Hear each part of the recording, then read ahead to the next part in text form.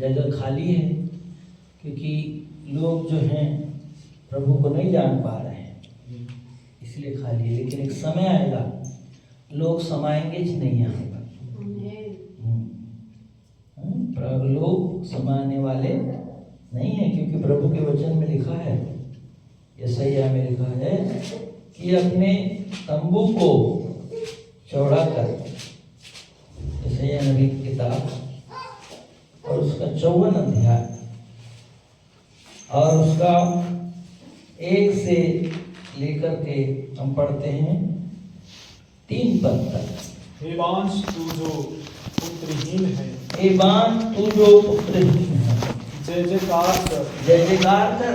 तू जिसे प्रसव पीड़ा नहीं हुई, तू जिसको प्रसव पीड़ा नहीं हुई, गला खोल कर जय जयकार कर, गला खोल कर जय जयकार कर और पुकार, क्योंकि त्यागी हुई लड़के, कि त्यागी हुई के लड़के सुहागिन के लड़कों से अधिक होंगे, सुहागिन के लड़कों से अधिक होंगे। यहोवा का यही वचन है। यहोवा का यही वचन है। अपने तंबू का स्थान चौड़ा कर, अपने तंबू का स्थान चौड़ा कर, और तेरे डेरे के पट लंबे किए जाएं, और तेरे डेरे के पट लंबे किए जाएं। हाथ मत रोक, हाथ मत रोक, रस्सियों को लंबी और खूंटी को दृढ़ कर, रस्सियों को लंबी और खूंटों को दृढ़ कर, क्योंकि तू दाहिने बाएं फैलेगी, क्योंकि तू दाहिने बाएं फैलेगी, और तेरा वंश जाति जाति का अधिकारी होगा, और तेरा वंश जाति जाति का अधिकारी होगा, और उजड़े हुई नगरे को फिर से बसाए, और उजड़े हुए नगरों को फिर से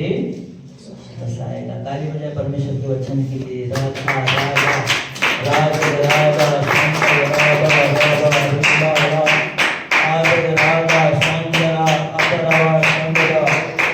हालेलुया। तो ये भविष्यवाणी है, प्रभु का वचन हमें भविष्यवाणी के रूप में मिल रहा है। और यशायाह 44 का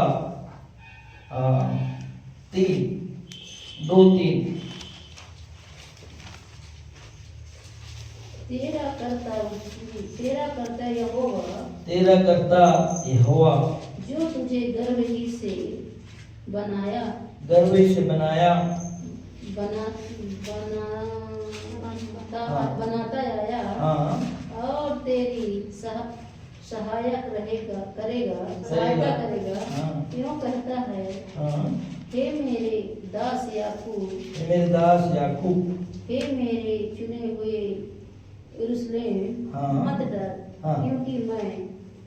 क्योंकि मैं प्यासी भूमि पर जल और सूखी भूमि पर धारा बहाऊंगा। प्यासी भूमि पर जल और सूखी भूमि पर धाराएं बहाऊंगा।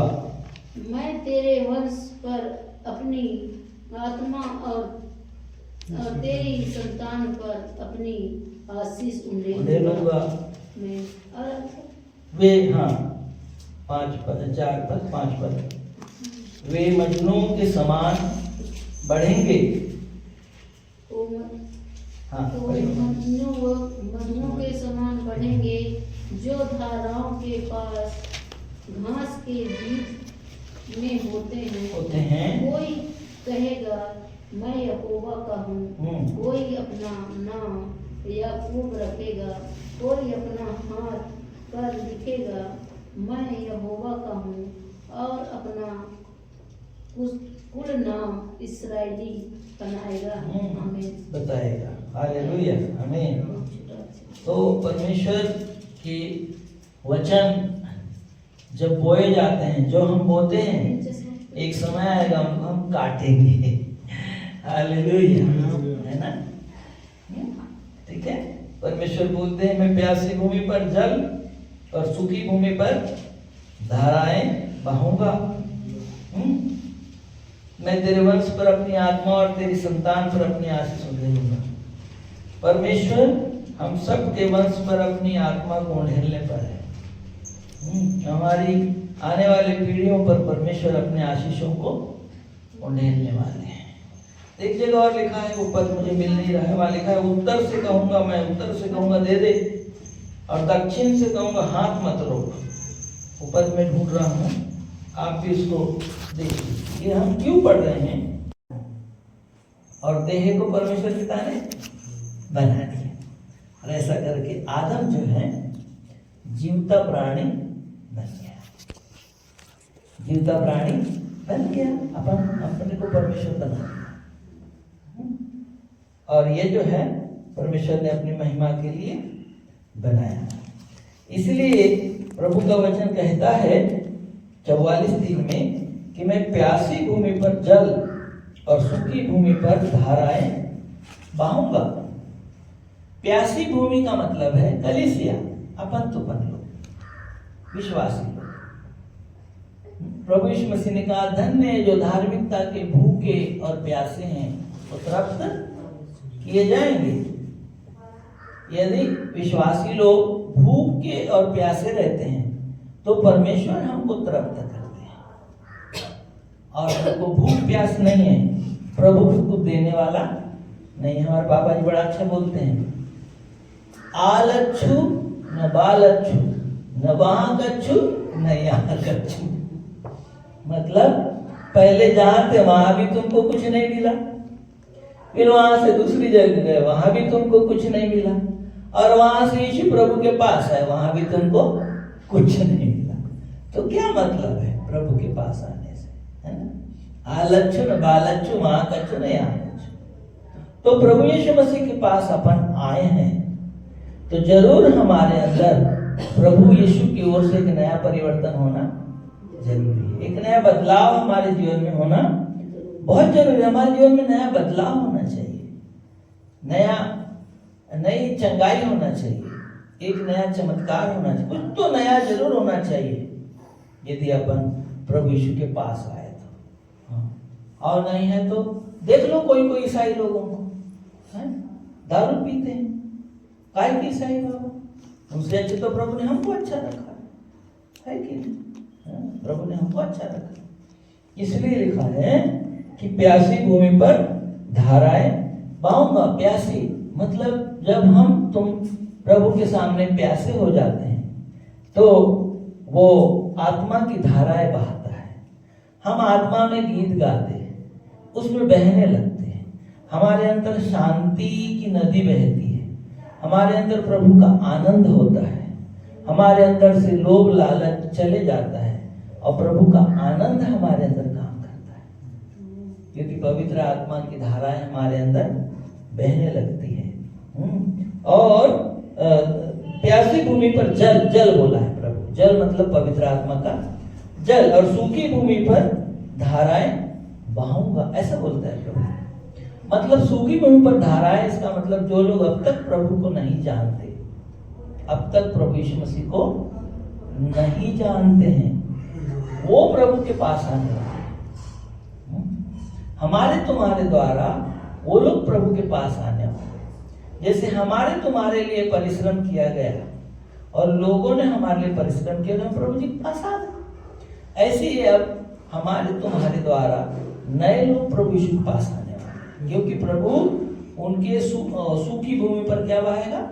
धाराएं बहाएगा। लोग चंगे किए जाएंगे, लोग बीमारियों से चंगे होंगे, छुटकारा पाएंगे, आजाद हो जाएंगे। और धाराएं जब बहती है ना तो वहां पे दो चीजें होती है। जब धाराएं बहती दो चीजें होती है, जो झाड़ होते हैं, खेत होते हैं, फसल होती है, एक तो वो झाड़ और मजबूत होते हैं, धाराएं बहने से झाड़ और मजबूत होते हैं और मजबूत होते हैं। लेकिन दूसरी तरफ जो है, जो उथले रहते हैं और धाराओं में सांप बिच्छू बह जाते हैं, कचरा बह जाता है। जब धारा आती है तो कचरा बह जाता है, सांप और बिच्छू बह जाते हैं। जब पवित्र आत्मा की धाराएं आएगी तो कष्ट भग जाएंगे, सांप और बिच्छू ये सब हमारे जीवन से भाग जाएंगे, प्रभु की धारा आएगी। इसलिए लिखा है कि तुमको करना क्या है। फिर आते हैं 54 अध्याय, 54 अध्याय, सही है 54 अध्याय। तो हमको करना क्या पड़ेगा ये सब बातों के लिए कि परमेश्वर धाराएं बहाए, परमेश्वर आशीष दे। हमको करना क्या पड़ेगा? 54:1 में लिखा है, हे बांझ तू जो पुत्रहीन है, जय जयकार कर, तू जिसे प्रसव पीड़ा नहीं हुई, गला खोल कर जय जयकार कर और पुकार, क्योंकि त्यागी हुई के लड़के सुहागिन के लड़कों से अधिक होंगे। यहोवा का यही वचन है। और यशायाह 66 में यदि हम पढ़ते हैं, यशायाह 66 अध्याय और उसके 7 पद में पढ़ते हैं, तो वहाँ लिखा है कि उसकी प्रसव पीड़ा उठने से पहले ही उसने जन्मा दिया, या उसको पीड़ा होने से पहले उसे बेटा जन्मा। ऐसी बात किसी ने कभी सुनी? किसी ने कभी ऐसी बातें देखी? क्या देश एक ही दिन में उत्पन्न हो सकता है? क्या एक जाति क्षण मात्र में उत्पन्न हो सकती है? क्योंकि सिय्योन की पीड़ा उठी थी कि उससे संतान उत्पन्न हो गए। यहोवा कहता है, क्या मैं उसे जन्माने के समय तक जन्मा कर पहुंचा कर न जन्माऊं? तेरा परमेश्वर कहता है, मैं जो गर्भ देता हूं, क्या मैं कोख बंद करूं? हालेलुया। परमेश्वर जब गर्भ देता है, इस माँ को परमेश्वर गर्भ देता है, तो परमेश्वर गर्भ को बंद नहीं करता। इसलिए मैं और आप विश्वासी लोग जब प्रभु से प्रार्थना कर रहे हैं, एक समय आएगा कलीसिया जो है, वो कलीसिया में लोग, नए लोग उद्धार पाकर बपतिस्मा लेकर कलीसिया में जुड़ेंगे। बोलो प्रभु यीशु मसीह की जय। 60 अध्याय का 22 पद में प्रभु फिर हमको एक भविष्यवाणी देते हैं।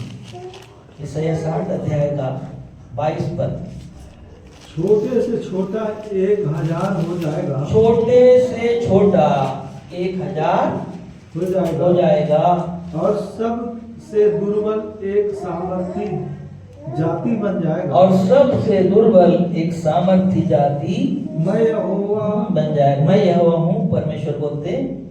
ठीक समय पर यह सब कुछ शीघ्रता से पूरा करूंगा। हालेलुया। मेरे पीछे बोलिए, छोटा से छोटा, छोटा से छोटा, छोटे से छोटा, छोटे से छोटा 1000 हो जाएगा, 1000 और सबसे दुर्बल एक सामर्थी जाति बन जाएगा। परमेश्वर कहते हैं, मैं यहोवा हूँ, ठीक समय पर यह सब कुछ शीघ्रता से पूरा करूंगा। ये भविष्यवाणी मुझको और आपको अपने जीवन के लिए पिता परमेश्वर से यीशु के नाम में ले लेना है कि हम जो हैं, प्रभु यीशु मसीह ने हमें सामर्थी होने के लिए बुलाया है। हालेलुया। इसलिए हम अपने बारे में न सोचें, परमेश्वर की इच्छा को जाने, उसके बारे में सोचें और वैसा करने की मनसा रखें। तो एक दिन जो है हम एक बड़ी जागृति को निश्चित देखेंगे। निश्चित परमेश्वर एक बड़ी जागृति को भेजने वाले हैं। तो करना क्या पड़ेगा? फिर वहीं आ जाते हैं यशायाह 54 अध्याय में। उस भीड़ को आने, जागृति को बढ़ने के लिए हमको करना क्या पड़ेगा? तो पहली जागृति जो है, हमको खुद जागृत होना है, खुद जागृत होना है। कभी कभी लोग बोलते हैं, भैया अपन दुख और तकलीफ में क्या दूसरे के लिए प्रार्थना करेंगे? तो हमको एक दिया का उदाहरण जरूर देखना है। ये ट्यूबलाइट जल रहा है, हम सबको उजाला दे रहा है, परंतु ठीक उसके पीछे अंधेरा है कि नहीं? दिख रहा है? ट्यूबलाइट के पीछे अंधेरा है कि नहीं? पट्टी के पीछे है कि नहीं? और हम सबको उजाला दे रहे हैं। तो एक विश्वासी को इस बात को समझना पड़ेगा। दूसरों को उजाला देने के लिए खुद को कष्ट उठाना पड़ेगा। हालेलुया। खुद को दुख उठाना पड़ेगा। ये ट्यूबलाइट हमको बताता है, ट्यूबलाइट ये हम सबको उजाला दे रहा है, परंतु उसके ठीक पीछे, वो पट्टी के पीछे जो है अंधियारा है, जो दिखता नहीं है। जो करीब से जाके देखेगा तभी दिखेगा उसको, करीब से जाके हम देखेंगे तब दिखेगा। या ट्यूबलाइट को पता है कि मेरे पीछे अंधेरा है, तो हर विश्वासी के पीछे कुछ न कुछ तकलीफ होती है, बिना तकलीफ के नहीं होता। तभी हम पढ़े 66 में कि जच्चा की पीड़ा के बिना बालक पैदा नहीं होता, न एक दिन में घर बनता, हमने पढ़े। इसलिए जितने लोग भी कलीसिया में रहते हैं उनको जच्चा की पीड़ा पिता परमेश्वर से मांगना है। जब मेरा परमेश्वर पिता से जच्चा की पीड़ा मांगते हैं, वो हमको जच्चा की पीड़ा परमेश्वर देगा, तब हमारे द्वारा नई आत्माएं जीती जाएगी, परमेश्वर के पास निश्चित है आ जाएगी, पक्का है। क्योंकि परमेश्वर बोले कि मैं जो गर्भ देता हूँ क्या मैं कोख बंद करूंगा? विश्वासियों को जो परमेश्वर गर्भ दिया, गर्भ देने का मतलब हमारे गर्भ में जो है बच्चे हैं। कौन से बच्चे? ये नई वाली आत्मा है, जो नए लोग जो है, जो हमारे घर के लोग हैं, हमारे रिश्तेदार लोग हैं, हमारे परिवार के लोग, रिश्तेदार लोग, जान पहचान इधर उधर के लोग जो हमारे गर्भ में। एक समय आएगा उनका उद्धार होना बहुत ही आवश्यक है, बहुत ही जरूरी है। तो करना क्या पड़ेगा? 54 अध्याय ईसाइया, तू जो बांझ है और पुत्रहीन है, जय जयकार कर और प्रसव पीड़ा परमेश्वर से मांग। तो पहली बात, मुझको और आपको पिता परमेश्वर से प्रसव पीड़ा मांगना है, प्रसव पीड़ा मांगना है। हमारे अपने घर के लोग जब अस्पताल में भर्ती रहते या तबीयत खराब, बच्चे की तबीयत खराब हो गई, इसको फोन करेंगे, उसको फोन करेंगे, उसको फोन करेंगे। माँ रात भर नहीं सोती, दादी नानी रात भर नहीं सोती, बच्चे की तबीयत खराब है, पूरे घर भर के लोग नहीं सोते। क्यों नहीं सोते? क्योंकि वो बच्चा जो है वो पूरे परिवार का चिराग है, पूरे परिवार का चिराग है, उसको ठीक होना ही चाहिए, उसके लिए नहीं सोते। तो ऐसे ही यदि मैं और आप स्वर्ग चले जाए और हमारे परिवार घराने के लोग या रिश्तेदार लोग नरक चले जाए, तो परमेश्वर हमको क्या देगा? कुछ मिलने वाला नहीं है। इसलिए हमको परमेश्वर से प्रसव पीड़ा मांगना है, चिल्लाना है। लिखा है जय जयकार कर, जय जयकार कर, पुकार, परमेश्वर से पुकार, क्योंकि त्यागी हुए के लड़के सुहागिन के लड़कों से अधिक होंगे, यहोवा का यही वचन है। अभी त्यागी हुई कौन है? ये त्यागी हुई जो है ये इस्माइल कौम है, और सुहागिन जो है वो इजराइली कौम है। तो त्यागी हुई, क्योंकि त्यागी हुई जो है, अब्राहम ने सारा की बात मान करके हाजिरा और इस्माइल को ले जा करके उनको जंगल में रख दिया था, इसलिए वो त्यागी हुए उनको कहा गया। तो त्यागी हुई के लड़के सुहागिन के लड़कों से अधिक होंगे। इसलिए आज की तारीख में त्यागी हुई से ज्यादा, सुहागिन से ज्यादा त्यागी हुई के लड़के। यदि आप यरूशलेम जाएंगे तो वहां पे 10% सुहागिन के बच्चे हैं और 70% त्यागी हुई के बच्चे। ये है जो बाइबल हमको बताती है। 70% त्यागी हुई के बच्चे और 10% सुहागिन के बच्चे। इजराइल की बात कर रहा है, ये वेद की बात है, इसको ओपनली हमको नहीं बोलना है। तो त्यागी हुई के लड़के सुहागिन के लड़कों से अधिक होंगे, यहोवा का यही वचन। परंतु तू क्या कर? तू जो बांझ है, तू जो पुत्रहीन है, पर तू क्या कर? अपने तंबू का स्थान चौड़ा कर। हालेलुया। अपने तंबू का स्थान, तंबू मतलब तंबू ऐसा वाला टेंट, तंबू, तंबू का स्थान चौड़ा कर, मतलब अपने आईक्यू को, अपने सोच को बड़ा कर, अपने सोच को हाँ, संकीर्ण मत कर, अपना छोटा दिमाग मत लगा। हाँ, क्या होगा, ऐसा होगा, वैसा होगा, ये हो जाएगा, वो मत सोच, कैसे होगा, क्या होगा, नहीं नहीं नहीं। अपने तंबू का स्थान मतलब अपने दर्शन को क्या कर, बड़ा कर, अपने दर्शन को बड़ा कर। मेरा और आपका प्रभु यीशु मसीह में दर्शन बड़ा होना चाहिए। हाँ, क्योंकि रोमियो 4:17 में लिखा हुआ है, रोमियो 4:17 पढ़िए सर, रोमियो की पत्री 4 और 17, रोमियो 4:17।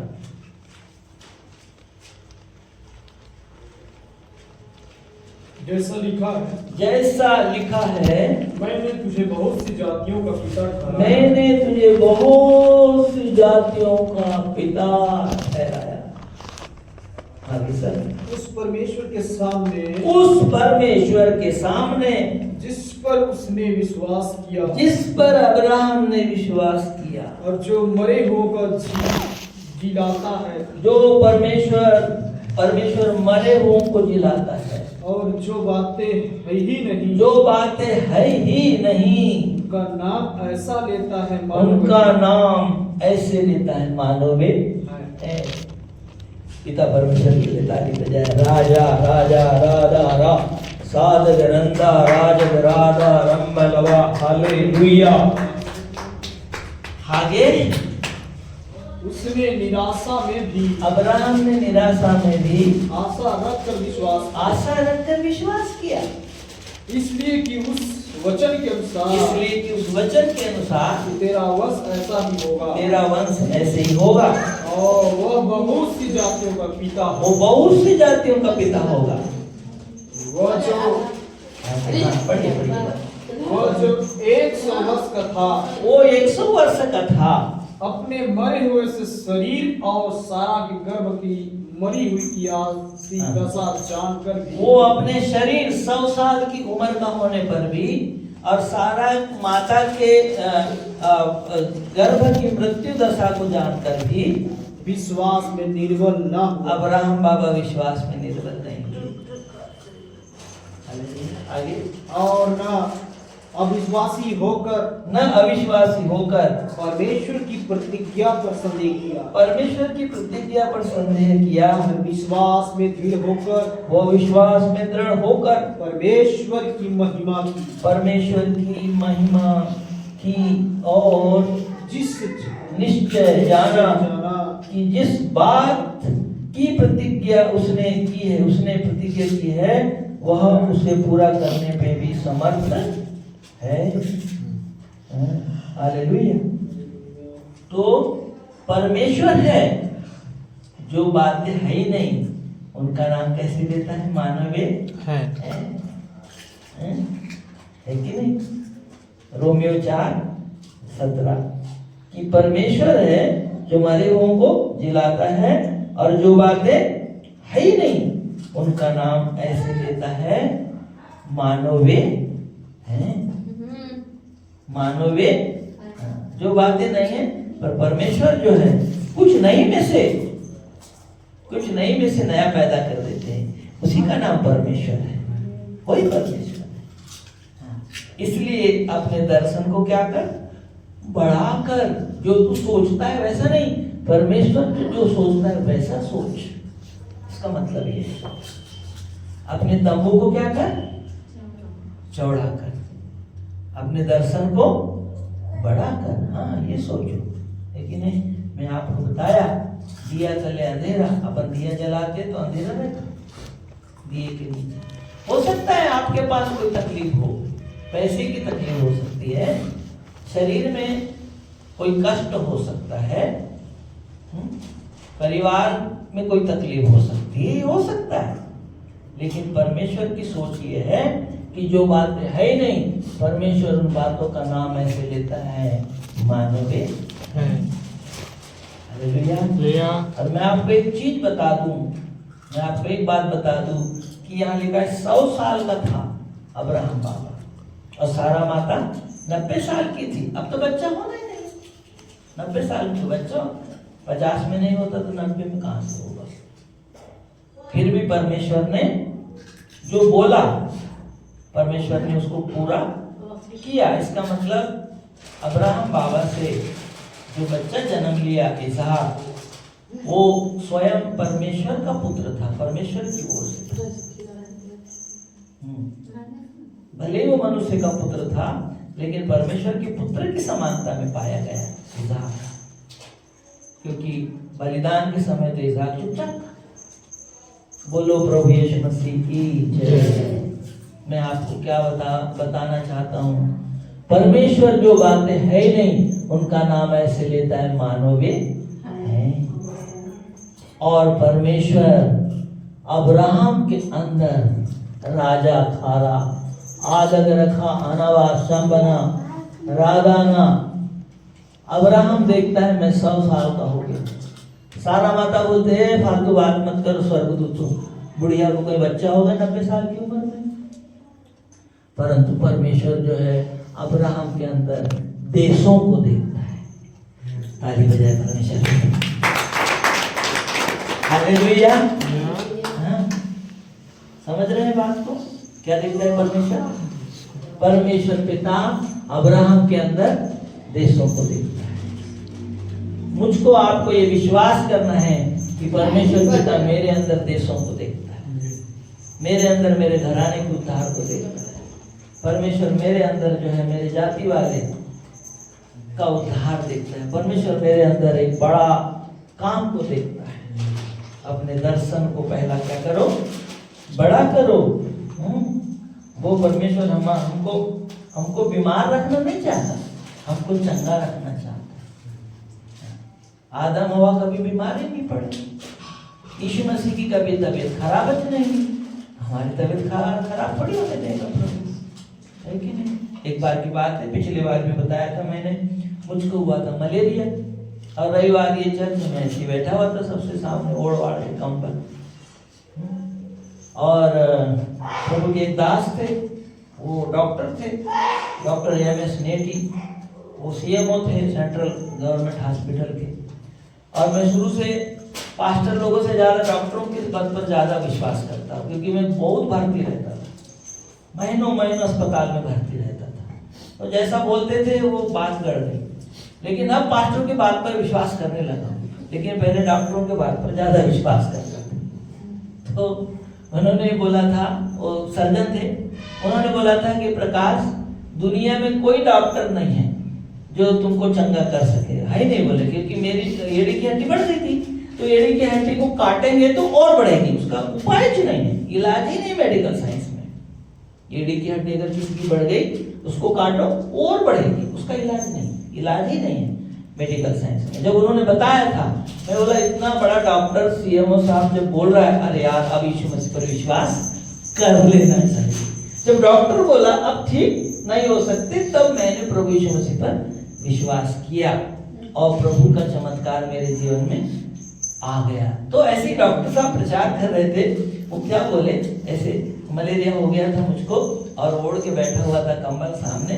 उन्होंने बोला कि आदम हवा बोले, सुनिए, जब उन्होंने पाप नहीं किए थे तब बोले उनको कभी बुखार नहीं आया और कभी मलेरिया नहीं हुआ, बोले ऐसा बोले। तो बोले यीशु मसीह को भी कभी बुखार नहीं आया, उसको भी मलेरिया नहीं हुआ, ऐसा वो प्रचार कर रहे थे।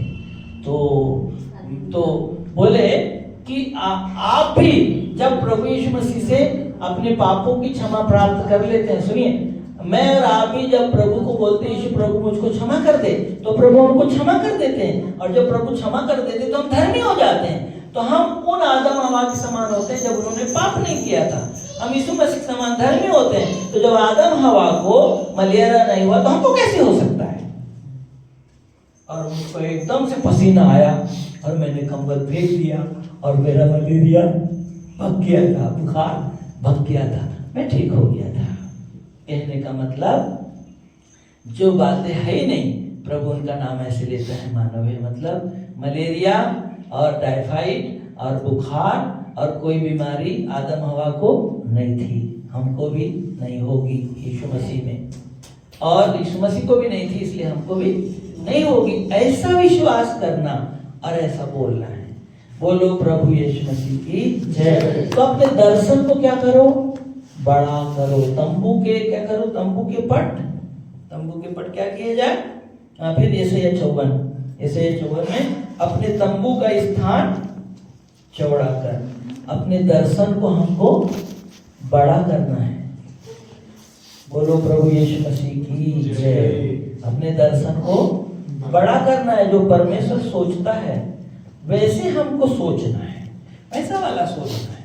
हाँ, मैंने बताया आपको कि परमेश्वर पिता अब्राहम के अंदर देशों को देख रहे थे, जबकि अब्राहम भी थक गया था। 25 साल प्रार्थना किए अब्राहम बाबा और सारा माता ने। 25 साल कि परमेश्वर आपने बोले बेटा दूंगा तो प्रभु देना।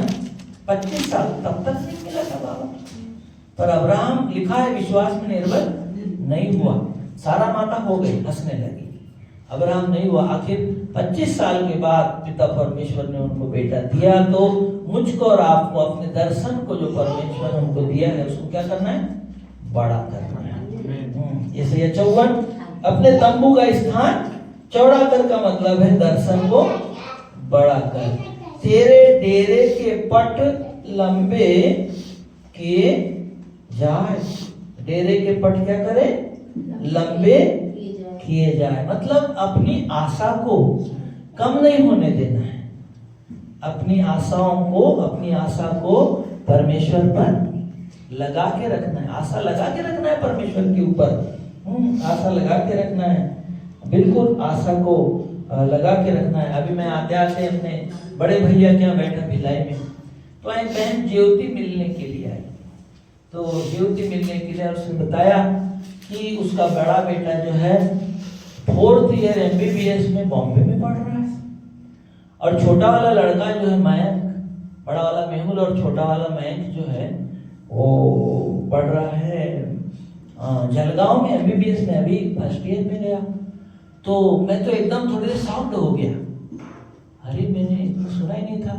बात ऐसी थी कि ये जो ज्योति है, ज्योति के पापा थे टीचर, तो उनका मर्डर हुआ था उधर बस्तर छत्तीसगढ़ में, नक्सलाइट ने मार डाला। तो पहले से बाप नहीं था।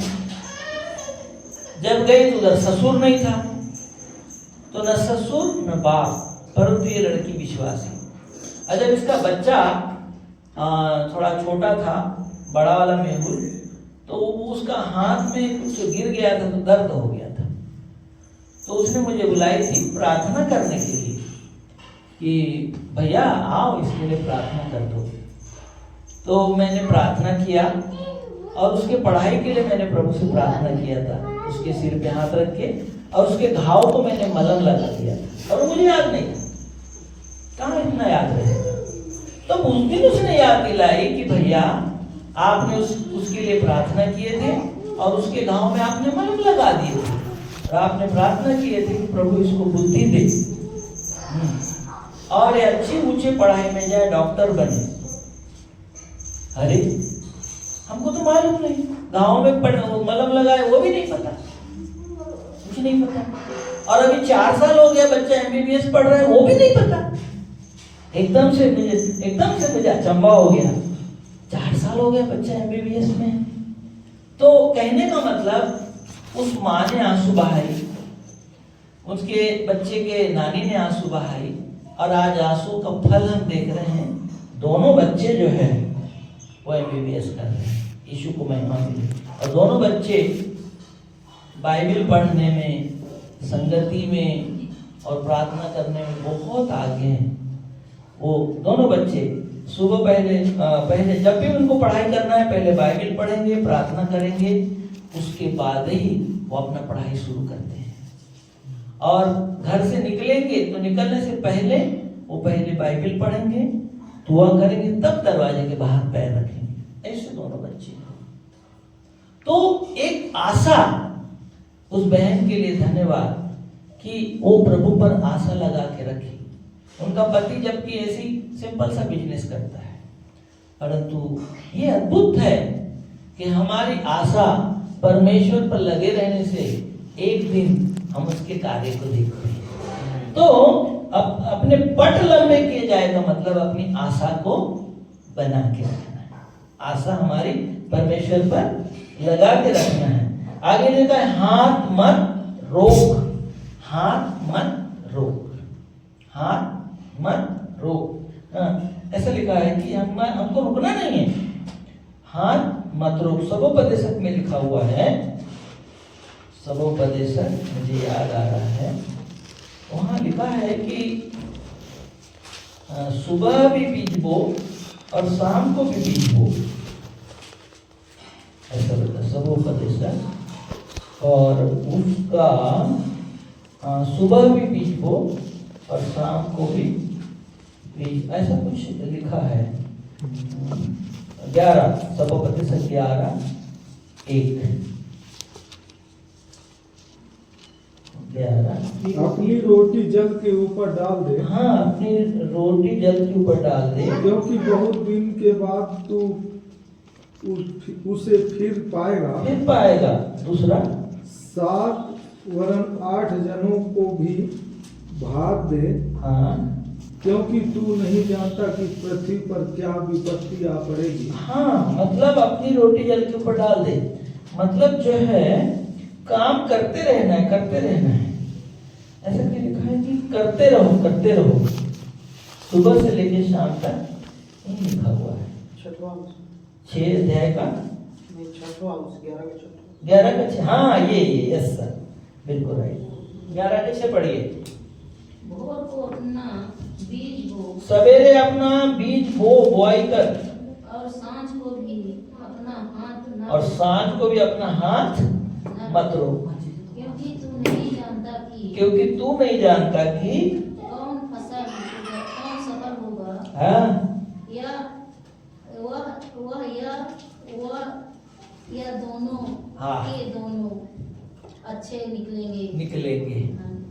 परंतु बीज बोना रोकना नहीं। सुबह भी बो, दोपहर को भी बीज लगा और शाम को भी हाथ मत रोक, हाथ मत रोक।